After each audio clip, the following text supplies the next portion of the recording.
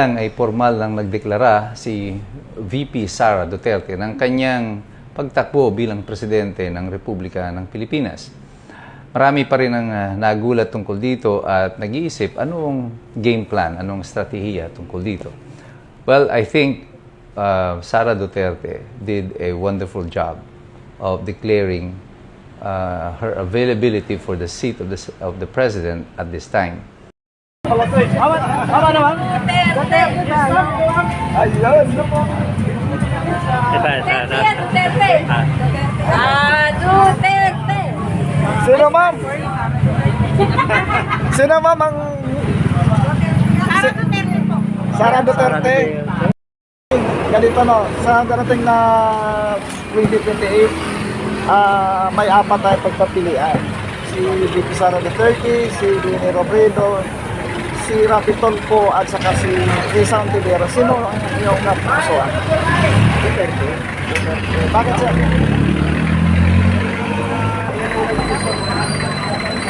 Okay. Salamat sir. Sara.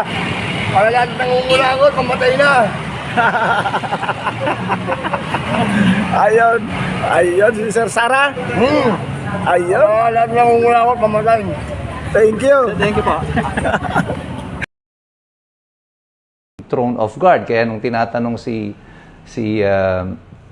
Claire Castro, ang tanging na sabi niya lang is good luck. She has no answer. They are not prepared. At ang mali-balita, bigla silang nag-emergency meeting because they could not make the ends of it. Hindi na alam kung anong nangyayari. Why is Sara Duterte declaring her availability for the presidency this early? Well, I think she has outmaneuvered itong mga tacticians ng Malacanang. Actually, wala naman talagang strategy yung mga nasa Malacanang. Puro mga taktika lang. At ang taktika nila, magtakip ng lahat ng mga basura na kumakalat sa kasalukuyan laban sa nakaupong presidente. But si Sara Duterte has been silent for several months. Walang comment, no nothing. And then, boom!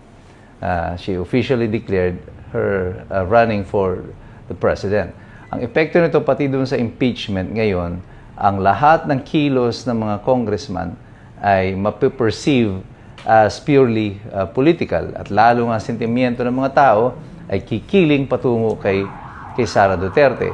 Another effect is that now that the VP has formally declared her availability for the presidency, ang mga linyahan nito, ang alliances nito sa House of Representatives may be in danger. At sapagkat ngayon that everything is now official, sabi ko nga, ginuhit na ang linya sa buhangin, yung iba magdadalawang isip na. Do I remain loyal to this president who appears to be no longer in control of the situation? Or will I make myself available, or do I get to the good side? Punta na ako dito sa tabi ng potensyal na presidente. Kasi it will take a lot of effort for them to destroy Sara Duterte. Whereas it will take... Ayun. Sandali ha.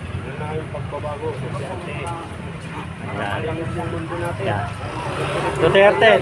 Sino po yung napupusuan natin? Sino napupusuan niyo sir? Duterte. Bakit po Duterte, sir? Para maging malinis yung Pilipinas. Salamat po ha. Salamat ha. Ano po yung iboboto natin, Costa? Sara Duterte? Sara Duterte. Kayo po, Costa. Sa apat na... Presidential election. Sino ma'am? Agad si Madam, oh. Ano po? Undecided pa. Sara Duterte. Thank you, mama. Mapapanood po ninyo ito sa YouTube, Biyahe ni Benji TV. Biyahe ni Benji TV, YouTube po. Pero may sa papasok dyan. Sino? Robredo. Robredo? Wala. Bigla pa. Bilawan yun, magnanakaw. Bigla po. Tahimik kayo pero bigla papasok dyan. Ano ma'am? Ano sabi mo ma'am? Takamping. Ayan.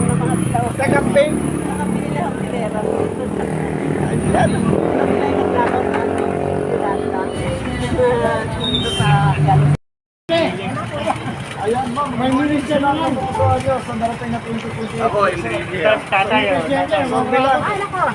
Magbabago pa ba tayo? Sino pagbabago? Hindi tayo magbago. Yun na lang. Doon na nga kayo inamitin na rito. Sino po? Yun lang. Pare-pareho lang. Sino po? Si Leni Robredo, si Rapiton po si Ontiveros. Sino ang inyong napupusuan doon? So bilang ito po, ako for president. Sara Duterte, Leni Robredo. Sige ma'am, salamat ha. Sino po? Sino po? Duterte. Bakit po Duterte, ma'am?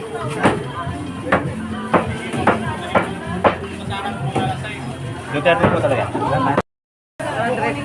So ayan mga kababayan, nandito tayo pa rin sa may trabaho market kung saan at dami pa rin tayong nakukuha dito na undecided pa dahil matagal pa daw yung election. Paring yung mga napupusuan nila ngayon ay magbago pa, no? Depende sa magiging sitwasyon. Kaya mga naglalaban-laban ngayon na nakuha natin, no, ay nangunguna yung undecided. So naglaban yung Sara at saka Lobredo. Sumunod yung Tolpo, mga kababayan. Ayan po. Ayan, at yan po yung nakuha natin dito. Ating mga kababayan dito.